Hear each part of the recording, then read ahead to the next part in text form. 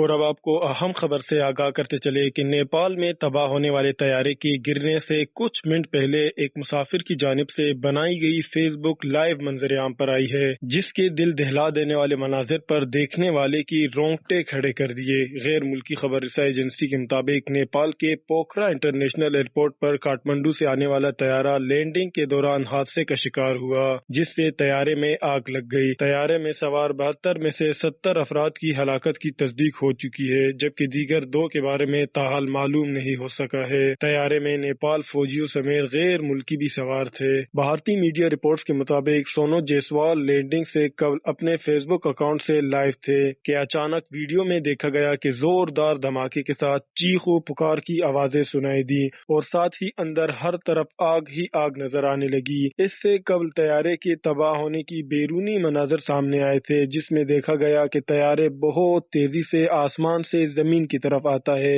اور اچانک الٹ جاتا ہے۔